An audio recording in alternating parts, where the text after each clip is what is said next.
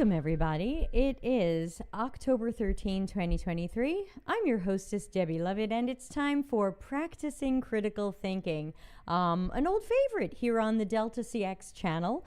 We are not putting this on the new channel, the CXCC channel, because some people find this show a little fiery, a little ranty, a little sharp. And so, in an effort to keep that channel a little more gentle, this show will be over here. Hey, Rima, how have you been?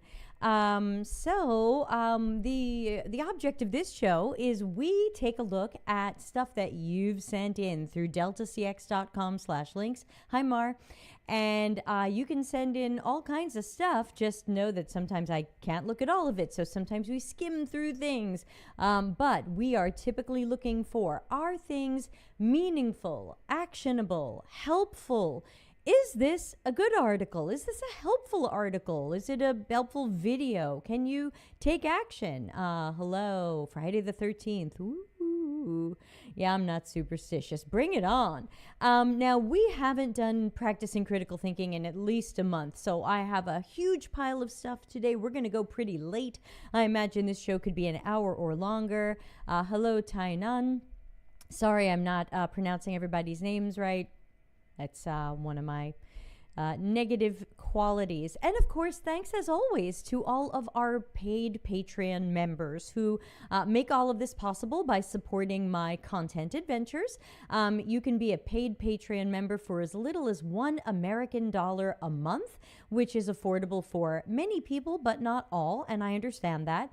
You can join the Patreon also for free. It's like being on my mailing list. You're going to be one of the first to know stuff.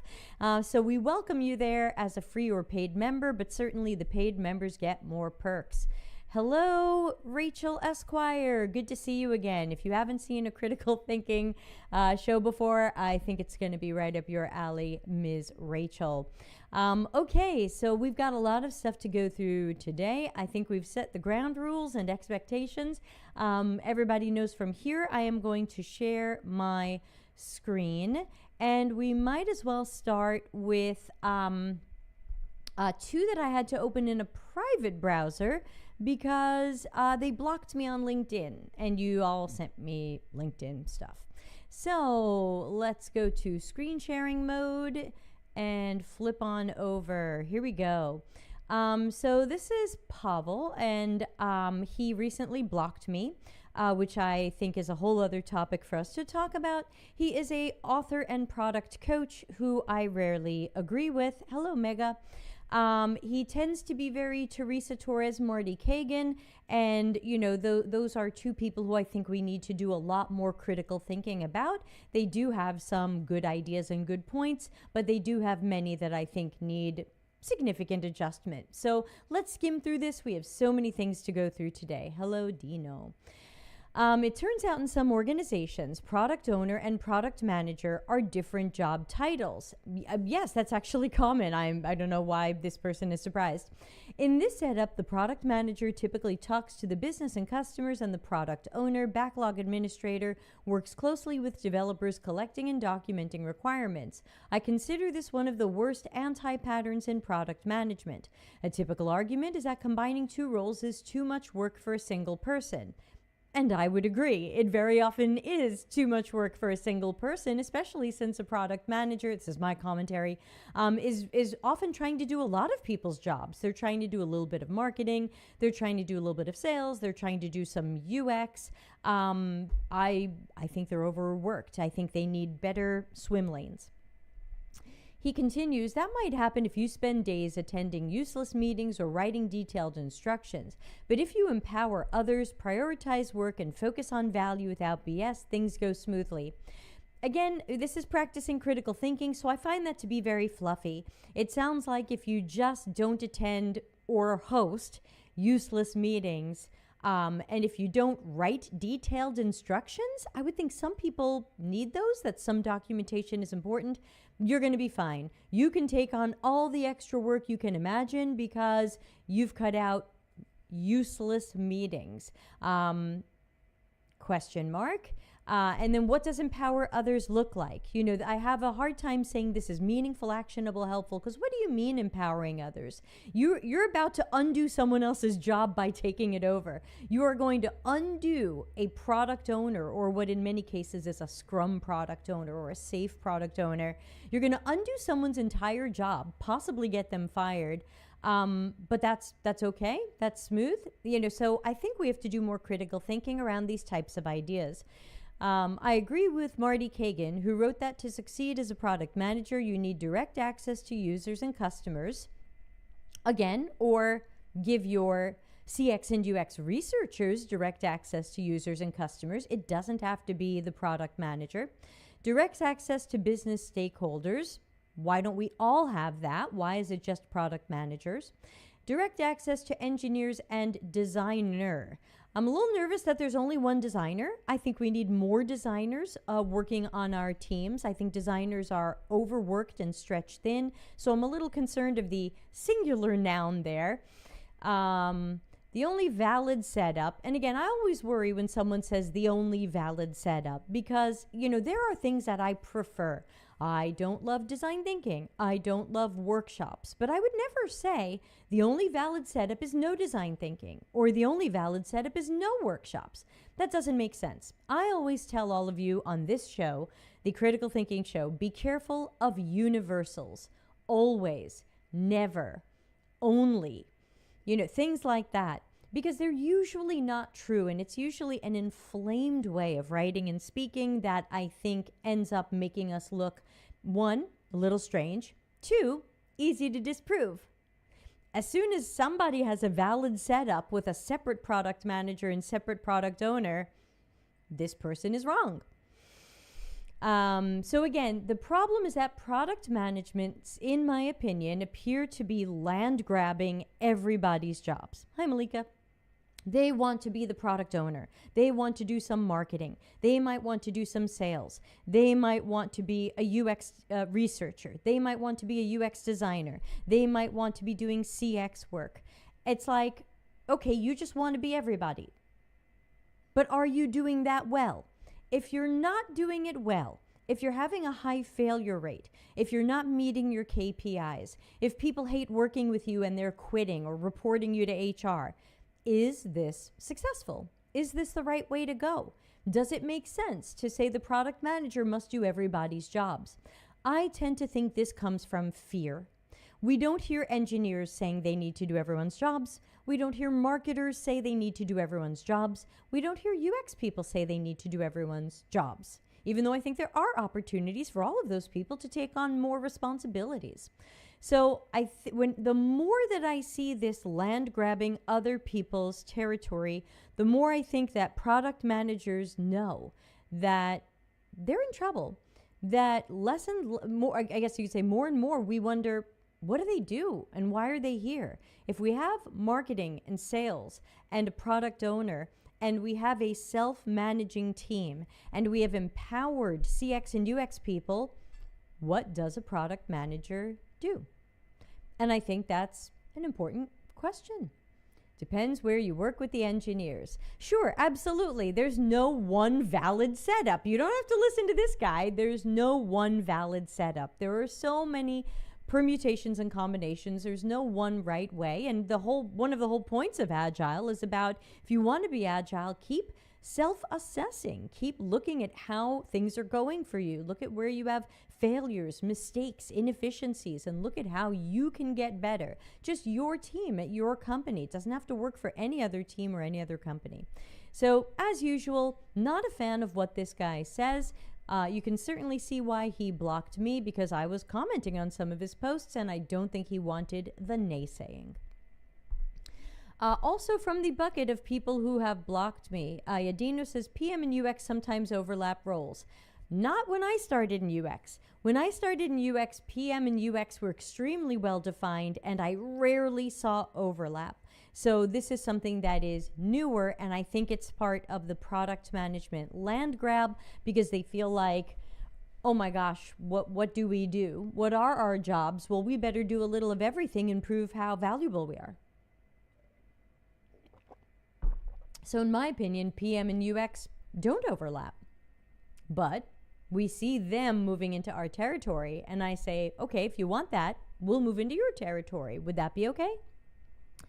Michelle, hey, good to see you, says the most successful Agile Scrum setup I ever worked on. The PO was also the UX lead, moi, and there's no one way to the stuff. Yeah, of course. Hi, Bianca.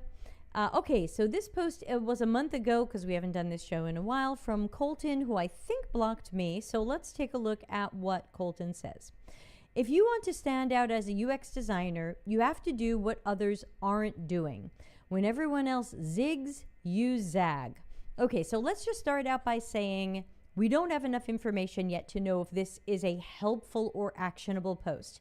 It sounds like it could be good advice, like, hey, don't do what everyone's doing, don't follow the crowd, but we don't yet know what his specific advice is to help you stand out. And of course, if you're telling tens of thousands of people how to be different, will they do 10,000 different things? I don't know. So let's take a look. How do you get engineers away from the digital? So Rachel, that's a variation of the question you asked the other day. And I think this is just something you and I are going to have to work on privately. This is the Critical Thinking Show. Tuesday is the Ask Me Questions show. But ultimately, that's about process and boundaries, team charters, project charters that clearly define what everybody's swim lanes and domains and boundaries are. And then you have to have accountability around that so that if an engineer, a non-digital engineer, tries to change digital stuff, there's a process in place that maybe allows for that as a conversation, but doesn't allow that person to overstep their boundaries and move into someone else's territory. For example, if you use a Wix or Squarespace template for your portfolio will look like everyone else's. You know, I hear this a lot, and I think that it's not wholly true, because hypothetically, it would be by how much have you modified that template. Just because you start with a template doesn't mean your portfolio looks like everyone else's. The template can either be the exact blueprint you use, and then it might look like other people's, or it might be a starting point where you have greatly modified it and it doesn't look like everybody else's. I mean, all of my websites are on WordPress. I don't think they look like every other WordPress website. There's nothing wrong with the Wix or Squarespace. It's how you use it. Customize your portfolio to feel like only you could have made it. That's tough. In a world where 800,000 people are trying to get a UX job, as unique as I think I am I really the only person who could have made my case study or my portfolio the way I did? I don't think so. I might be a unique me, but there's only so many ways that we can make a good portfolio project. Here are some questions to help you create something that will stand out. Hi, Pamela. What would surprise and or delight my audience? Okay, but this has nothing to do with Wix or Squarespace. So be careful. I'm starting to smell a little ChatGPT here, because very often I find people start writing on one topic and they land on another topic. Now we're not talking about do you use Wix or Squarespace, or have you used a template or overused a template. We're now somewhere else. We're now on general portfolio tips no matter what system you used. Mar says, I used Wix and gave up. What would surprise and or delight my audience? What would I be excited about making in my portfolio? But you are not the audience for your portfolio, so don't forget to think about the target audience for your portfolio and not just yourself. What would be different than what I'm currently seeing in others' portfolios? Which is only a good question if you're seeing crap and you want to make sure you're different than that. But we've done a few shows where we looked at great portfolios, and I think you can be more like those. What would be the opposite of what I'm seeing in other portfolios? Again, only if it's crap. What's unique about me that I can include in my portfolio?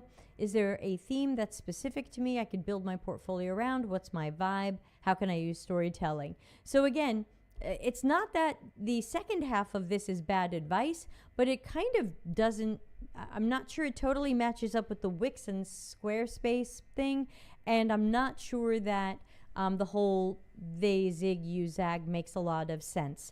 Ultimately, employers are not looking for the wackiest looking portfolio or most unique looking portfolio. They're looking for the portfolio that tells the story that I can do this job and I should be interviewed. Michelle says, this is redundant, no dust stuff, like most of the UX content on LinkedIn, a push for clicks with little actual value or new thinking. It's critical thinking, right? Yeah, today is the critical thinking show, so feel free. It's also audience participation. Feel free to join in and talk about what you see in any of these that are meaningful, actionable, or helpful, or the opposite. Now we've got a whole bunch of other ones that we're going to look at. No, that's my LinkedIn. Here we go. We've got a few more here that have come in. So let's get our chat room back. So this person asked a question, and I think this is a larger question, and we do need to schedule a webinar on this. Let me make a note. Right problem to solve. So we're not going to be able to fully answer this person's question here. They know it needs a longer show, but how do you figure out what the real problem is? So they sent this article. It's from a couple of years ago on Medium. It says it's by Eduardo Hernandez, who I don't know. What is the right problem to solve, and where does customer demand come from? Most of the products that solve problems for us, we don't buy.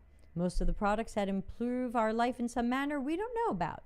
Somebody says 42% of product startups fail because there's no market need. I'm going to skim through this stuff a little bit. It's a bit of a long article. Not every problem stems from human factors or user experience. If I work to understand someone's user experience pain points, to a car's usability or study touch points, I think that's written a little strangely. Everyone always read your articles out loud, and you'll go, oh, what? Oh, yeah. And you'll fix your stuff. Those tell me nothing about how a user might be better served by a bicycle than a car. Depends. If you are doing human factors or user experience generative research, you should learn that. But not in a usability. You might not learn that in a usability study, depending upon how the usability study is framed. You might. The more efficient you are at doing the wrong thing, the wronger you become. It's much better to do the right thing wronger than the wrong thing righter. What? So what's a problem? A problem arises when a living creature has a goal but does not know how this goal is to be reached. Whenever one cannot go from the given situation to the desired situation simply by action. A problem exists when an undesirable current situation forms a motivation to reach the vision of an unmet goal, but in the process there is a struggle to realize those unmet goals. A problem does not exist when the goals looking to be met have no barriers to being reached, when the unmet goal has no appetite to be satisfied, or when the current situation does not form an unmet goal.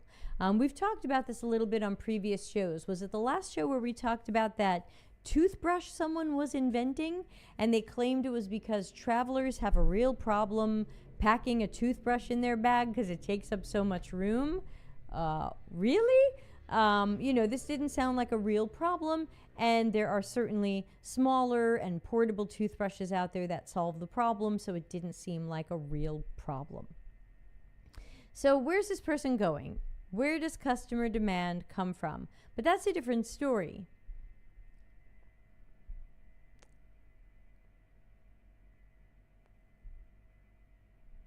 Now this person wants Tide Pods. Like, I'm having a little trouble following what we're talking about.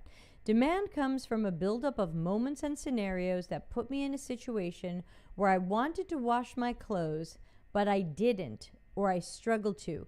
You stopped washing your clothes?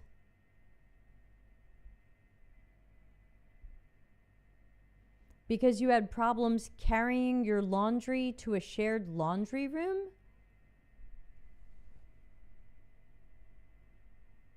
Everybody help me here.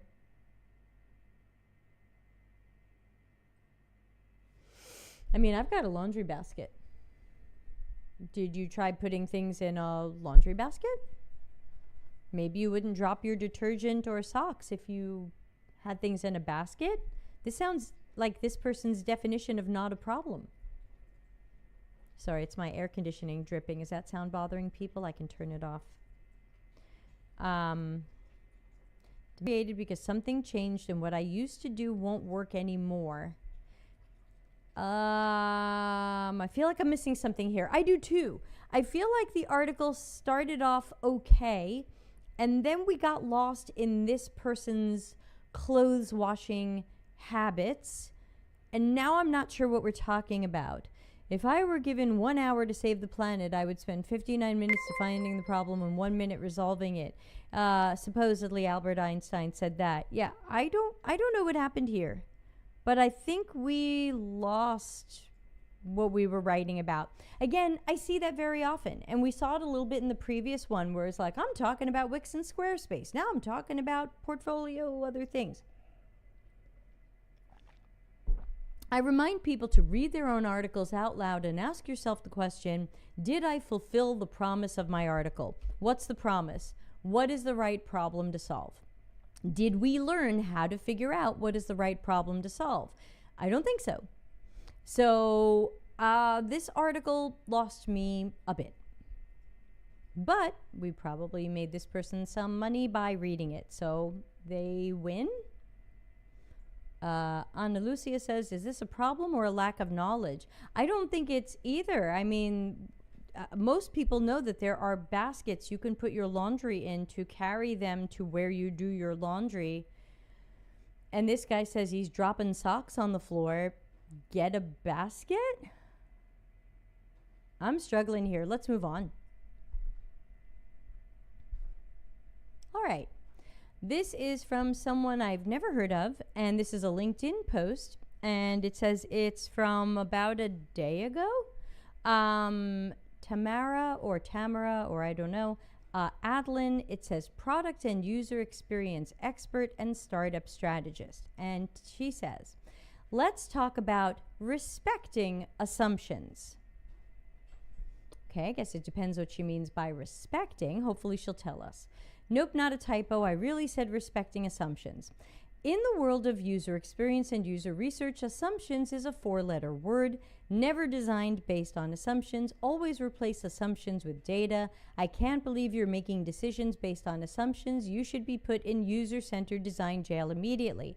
Okay, so we have some inflammatory language here, but it certainly sets us up for what her perspective is going to be. Perhaps it's that assumptions aren't so bad, but let's see where she goes because this is a long post and it looks like she's got something to say.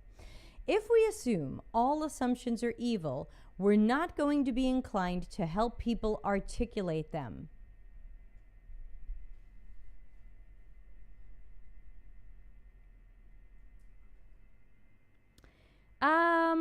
The funny thing about this sentence, did anybody else notice this? This is an assumption. Oh, you're killing me. Okay, so Tamara assumes that if people assume assumptions are evil, we're not going to help people articulate them. But yet, sorry, Peter Bach, Iphigenia in Brooklyn. But yet, we have episode 196 on the CXCC YouTube channel where we help people articulate their assumptions. Evil. Assumption, he's a millennial. Well, hold on. This is a woman. Are you still on the last one? Oh, you're probably still on the last one. Yes, and evil, says Pamela. Look, I don't love assumptions. But we're not going to be inclined to help people articulate them. We'll fight them with a fire hose of data. We act like encouraging people to articulate their assumptions will summon doom. I haven't heard of this. Do I fight assumptions? Absolutely. Do I think a lot of assumptions are evil? I think a lot of assumptions should be questioned and should not be assumed to be true until we have the data. But this is a set of assumptions. This person has made up a story in which people are just dicks. We're not going to listen to people with assumptions. We don't want them to articulate them. We're not going to do a fog exercise or a certainty suppositions or doubts or a discovery phase knowledge quadrant that I teach. We're not really, we're not going to listen to these people. We're not going to talk to these people. We're not going to find out why they have the opinions, guesses, and assumptions that they have. We're just going to fight them. That's an assumption. And I think it's an unfair assumption. Maybe her audience is doing that, but I know those of you who are watching my shows know better. I've been trying to track down why so many data-driven person efforts fail. Person? I guess she meant persona. Oh yeah, clothes washing guy. And I've decided it's because we don't respect assumptions enough. That's where the big idea of alignment personas comes from. Is she selling a course on alignment personas? Alignment personas, I can't even tell what those are, and they already make me nervous. As a super senior UX person and persona expert, ma resto umile, for those of you who speak Italian, here's what I strongly believe today. An assumption about assumptions, my head hurts, says Ana Lucia. Yeah, this one is tough. I do not want to continue reading this. I find that this person seems to be high ego, like, I'm the expert, listen to me, this is what's happening, this is bad, this is good, everyone's doing this, everyone stop. It just seems, I guess to me it comes off as aggressive, even though we can't hear the tone that the person meant to say it in, but I hear an aggressive tone. Oh, does that mean Pamela speaks Italian? She wrote LOL. Ma resto umile means, but I remain humble. So, as a super senior UX person and persona expert, but I remain humble, the only assumptions that can hurt your product are the ones you don't know about. False. I think if you're watching my channel, you know why. Those are, again, what did we just say before? Be careful of universals. One, every, always, never, only. The unknown assumptions are not the only assumptions that can hurt a product, a process, a project. It's not true. It's just not true. The only way, again, universal, so this is manipulative. The only way you can change assumptions is to first know exactly what they are. Okay, it helps to know what people assume so that we can try to replace the assumptions with evidence, data, and knowledge. Unarticulated assumptions tend to survive even under massive data onslaughts. Strange. What does that mean? So unarticulated, as in these are unspoken and we don't know people have these assumptions, but they'll survive even if people get better data.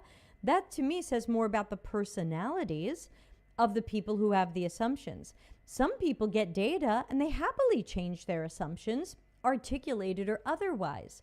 Some people, even if they articulate an assumption, they still don't want to change, even when you give them data. So you know, she's trying to show you that the problem here is the articulation. And I'm not buying it. It just does not seem true.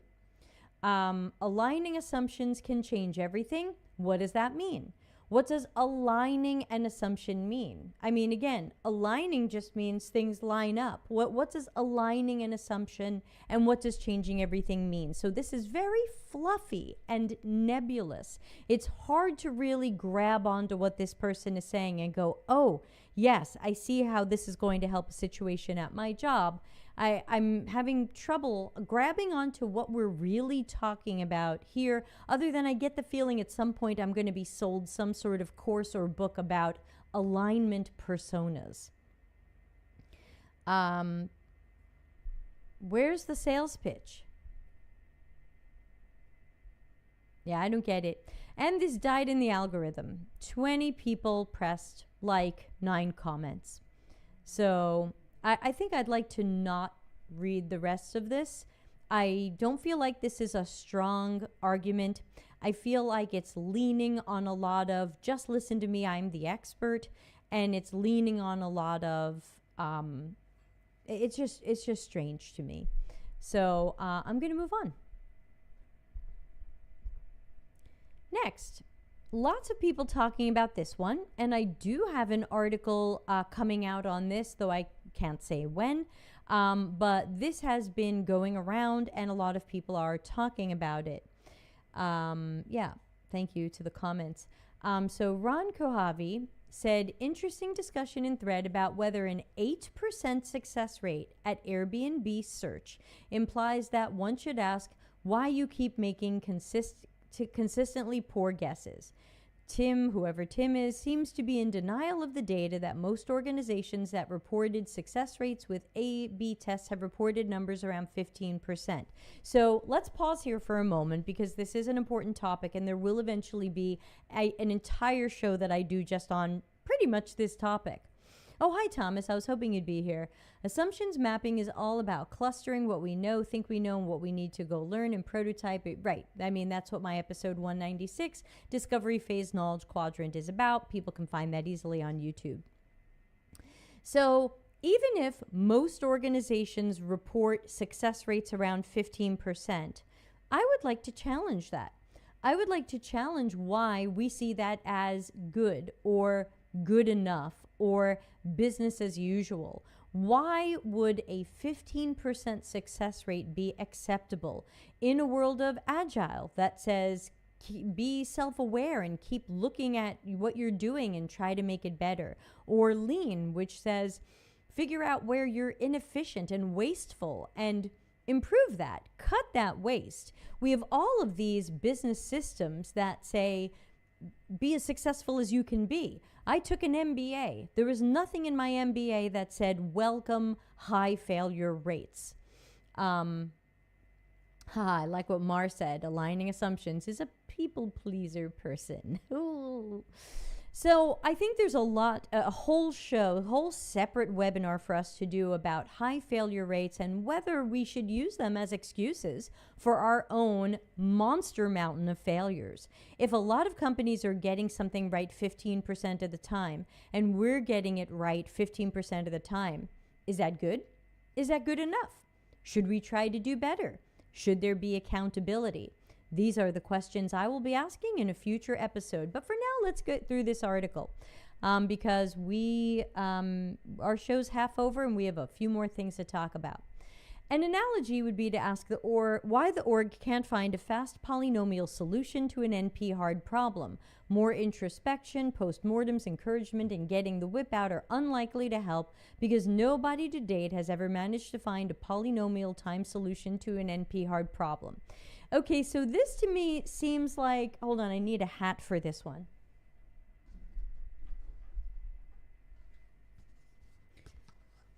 So this one to me seems a little bit of look how smart I am. I'm going to give you some very PhD level statistical stuff. And if you don't understand what I'm saying, that's fine. I don't have to write for your reading level or for your knowledge. I'm going to write over your head and try to use enough big words so that you will just go, wow, this guy must know what he's talking about. Thomas says, fail cultures are part of the toxic startup-obsessed product-first movement. You can thank several people, but Eric Ries is at the top of that ineffectual methodology. Thomas, agree. Ana Lucia says, look, it is true that we can learn a lot from mistakes, but are we going to force errors and mistakes for the sake of learning without taking into account time and money wasted? Agree. So let's take a look at what Ron says, and let's try to do some critical thinking around it, even if we're not as smart as he is. The Airbnb search success rate is particularly low for 4 reasons. 1, we used an alpha cutoff of 0.01 instead of the customary 0.05 because we were running a lot of experiments that had borderline p-values and they were not replicating. If you got a p-value of 0.04 above 0.01, I required the team to do a replication run and combine the 2 p-values. I think many organizations that run with thresholds of 0.1 and use one-tailed t-tests are not realizing how many false positives they have. Okay, so basically he's saying that he has a lot of failures because he's pretty strict about his statistical analysis and he's making room for more things to fail rather than to get a false positive. That's fine. I can agree with that. I want you to wear that hat for the rest of the session. I've got other ones, but I think this one goes with this guy. Number 2 that this guy says, Airbnb is not as large as Bing or Google in terms of the sample size, and the minimum detectable effect was therefore larger. Small improvements are not detectable. A small positive result is not a true negative, but it's not positive enough to be detectable. If you're a startup with less than 200,000 users, you may be able to detect only ideas that improve conversion rates by a relative 5%. There are few gems like that. I'm not sure I buy this one. And I'm also not sure that it's an explanation of why they have an 8% success rate. I don't think the sample size is why could you have a small sample size and a high success rate even with a low alpha or a higher p value? I don't see why not. Number 3, search is hard. I will never buy an excuse like this. Probably never. I'm not sure there's anything we do at our companies that is easy. I never want to hear the excuse that development is hard, or search is hard, or SaaS is hard, or whatever it is hard. Everything we do is hard. That shouldn't be an excuse. Hard is our baseline. Most experiments at Airbnb Search were iterations of machine learning models that showed improvements in offline metrics. We tried hard to evaluate in A/B tests only things we believed had a relatively high probability of being successful. So that's even scarier. He's saying we were picky about the experiments we ran. We only ran things that we thought had a high probability of success, and they were right 8% of the time. I have so many questions. I have a lot of questions. Let's switch hats.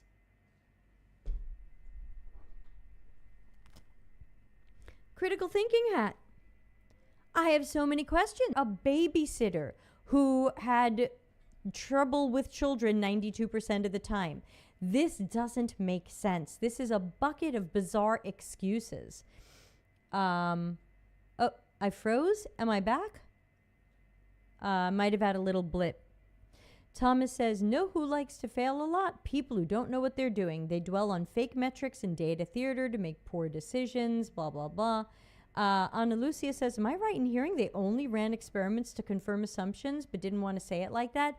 I'm not sure I'm hearing that, Ana Lucia, but I am hearing that they only ran experiments they thought were really likely to succeed, and yet they were wrong 92% of the time. Can you imagine if I were bad at my job 92% of the time and I were just making excuses? We included all experiments starts in the denominator. Some were aborted quickly due to bugs. That's a good thing. There's a trade-off here between more QA and agility. I'm still not buying it. Does not compute for me. We believed they had a relatively high probability of being successful, but yet you were wrong 92% of the time? Yeah, sorry I had a internet blip there. Another assumption, he was drunk when he wrote it. I think Mar might be behind us and looking at something else. All right, we've got 5 more and 20 minutes, so we're probably going late today. So let's take a look at what's next. Ooh, new hat. All right. Is this a freaking Substack? Where am I? This is Roy. Hi, Roy. Roy looks familiar to me, but I don't think I'm following Roy, at least not here. Oh, hi, Karen. Karen says, if anyone is interested in learning more about A/B tests and statistics, you can check out Frequentist Statistics versus Bayesian. I always have trouble saying that. Many companies use the Frequentist statistics methods for their A/B tests, which typically requires a large sample size. Okay, this person says, our discomfort with research democratization. Yes, it's another democratization discussion. Dave Hora says, the landscape of how research works and what it should be doing is shifting, and in some ways shifting out from under us. After nearly a year of seemingly constant news about UX research layoffs, it does feel like the research landscape has shifted. It's leaving some of us asking just how much democratization and job security are connected. I think some of you know I do agree with this, though that's oh my gosh, Substack, stop. In my chat with Dave, this is a podcast. I didn't hear it. His path to independent research consultant, the role of research and how that definition impacts democratization, UXR today versus a decade ago, research versus learning, who owns rigor. Oh, I guess we're not going to know what Dave's or Roy's points are because I didn't listen to this podcast. So to whoever sent it in, thank you. But it looks like we're not going to get to cover this one, and we don't know what these people thought. The end. Moving on. This, I think, is the Substack of Jacob Nielsen, who for some reason is using UX Tigers, which seems so from another era. There's something about it that makes me feel awkward. But this is from a few weeks ago, and it says UX Angst of 2023. Summary. You think UX is tanking? Think again. The UX sky's not falling, it's reshaping. AI integration will facilitate a UX renaissance while the profession's rapid growth shows enduring viability. Old-timers, who's more of an old-timer than he is? Who's this pointed at? Old-timers stop lamenting. Newbies gear up for a killer decade in UX. I'm not buying that.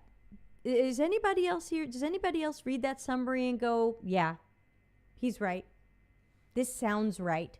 This sounds like this person really has their finger on the pulse of current reality, and this is true.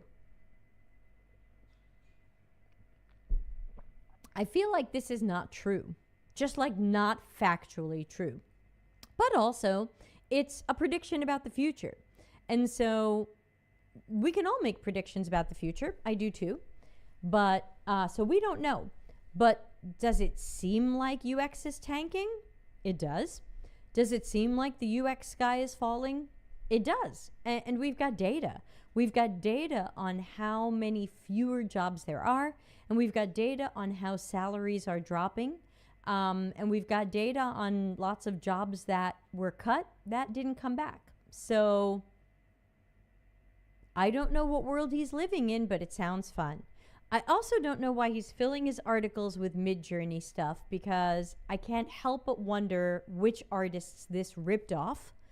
And I still find all that stuff unethical. So why are you filling your stuff with this is just weird.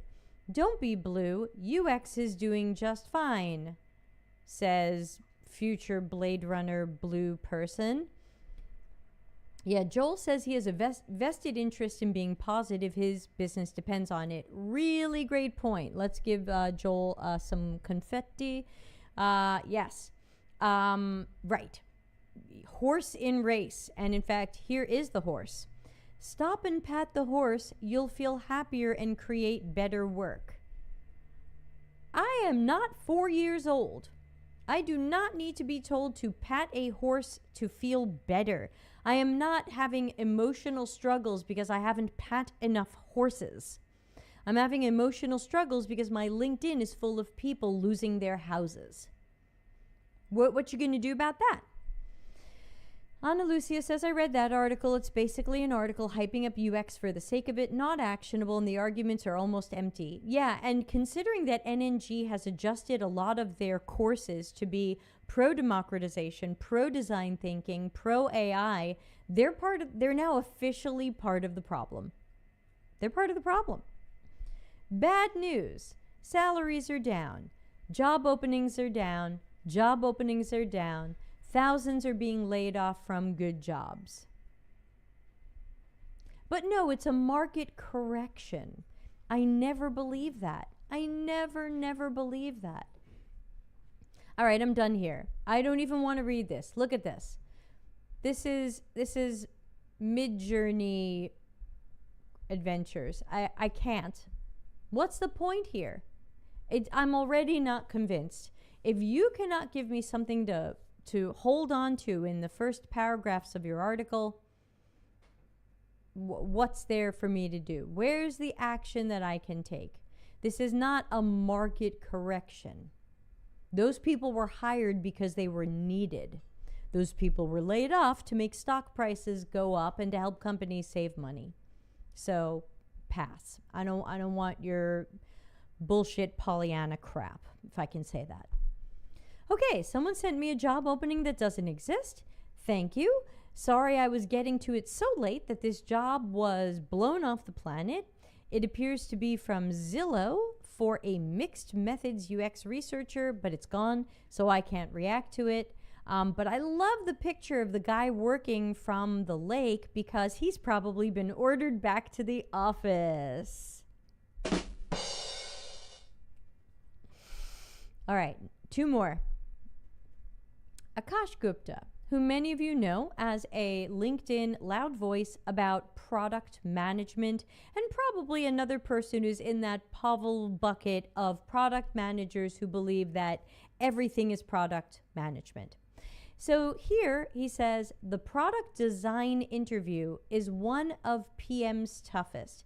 Here's how to answer 10 of the most common questions. How do you evaluate product designs? I'm not sure why the PM is evaluating a product design. Very often, they're not qualified. I want a PM to check my product designs from the perspective of, have I caught all the requirements? Did I miss anything that's important to the project? But I don't want this person to evaluate my designs because they're not a professional, qualified designer. They should look at my work through the lens of their domain, not the lens of my domain, if they are not a qualified designer. What is your definition of design thinking? Again, as we did on episode 108 here on the Delta CX channel, design thinking has roughly 5,000 definitions, and at this point, I think it doesn't even matter what definition you have. But I would love for people to actually do this. We see a lot of start with understanding users' needs. We see that from product managers. We hear it from Teresa Torres, and yet nearly zero teams I've been on or talked to do that. They start with business goals. Why? Teresa Torres says, do that. You can't, there's only one thing you can start with. Describe an amazing user experience. Intuitive, engaging, and delightful. An example is Robinhood's. Really? Robinhood? Was that not a highly controversial company that did unethical things? And we're going to say their interface is clean and intuitive? Then you are thinking of UI and visual design, not as much about the UX, because the UX was unethical shit happening to people who lost money. An amazing user experience considers emotional aspect creating delight. These are typical talking points. You'll get them from ChatGPT. But if I would love to ask someone like this, how can an amazing user experience consider an emotional aspect? Are you manipulating emotions? How do you create delight? How do you know what delights somebody? These are common talking points where it's easy to press like. This sounds great. Yes. Consider emotions, create delight. What do you mean by that? How? If you have all the power that in Zillow company, what would you change? Who is the best designer you've worked with and what made them that? What are your favorite products? What makes them well designed? How would you improve them? What are the different ways a product can succeed or fail? What is your favorite product from Google, Facebook, this company? But who are we interviewing here? Probably a product manager interviewing a product designer. Now that's sometimes common. It's usually not the first round of interviews. Sometimes it's the third, because very often the first is someone screening you like HR or recruiter. The second is someone who would be from your team or your manager, making sure you know your stuff. Then you might meet product managers. Sometimes I meet engineering leads. Sometimes I meet program managers. Sometimes I meet business analysts. So yes, I can see a product manager interviewing a product designer. But I know if someone asks me, what's your definition of design thinking? I'm going to ask them, what is their definition of design thinking? This person was given a questionnaire with half-written answers, and they only had to change X, Y, Z to something else. Yeah, whatever. Not too sure what to do about this. This is how they interview people. Okay, I'm prepared to answer these questions. You can be too. I guess that's the takeaway here. Be prepared to answer these questions. A product manager might ask them, especially if they follow this guy. Okay, our last one for today. Dan Weiner, who I don't follow, as you can see from the plus follow and the second degree. Product first is replacing design first. You know, I saw that when I pulled up this page earlier, and my question was, when were we design first? I missed that. Before product first, we were engineering first. Before engineering first, we were sales first. I don't remember when we were design first. When was that? And increasingly, design is a subset of product. Designers report to product leaders. It's a problem because junior designers don't have leaders. The next generation is less equipped to solve problems. Agree. Design isn't represented. If the value of design isn't understood at senior, or I would say any levels, the downward spiral increases without anyone advocating for budgets for senior practitioners. Design rigor and research. Design will be relegated to the PM's paintbrush. Yes, some of you read my article where I called a product designer products designer. You are the product manager's designer or assistant. So I can agree here. Product has metrics, design understands users. Metrics can inform us about user behavior, but can't reveal why users feel a certain way or what motivates them. Without this understanding, customers get worse experiences and business get worse retention rates. I feel like this guy read my book. These are certainly things I can agree with. Experimentation has its limits. Product often turns to experimentation to optimize, but there are problems. Yes, this part sounds like it all came out of my book. I agree. Design is innovative. Not necessarily. Design doesn't have to be innovative. It just has to be great solutions to real problems. Design is accessible and inclusive. Yes. Design is emotive and delight. Here we go again with emotions and delight. I find all of this very fluffy. And I always tell people, delight is not our goal. If we can create great products that help people efficiently complete their task without errors, they'll be delighted. I don't have to design for delight or design for feelings. I'll design to the tasks. And when the tasks go well, people will be happy. They'll dance with their dog, like in your storyboard. Design thinks systematically. Systems thinking, we got to do it. Design humanizes. Sure. And he got lots of likes for that, including... Is that Mar? No, it's a different Mar. I guess this is good, but okay, go do it. Dan says so. Now go do it. Okay. A reminder, everybody, please join our Patreon. It's as little as $1 American a month. It's also, if you join free, it's my mailing list now. I'm shifting away from MailChimp. Patreon.com/CXCC, which stands for Customer Experience, Customer Centricity.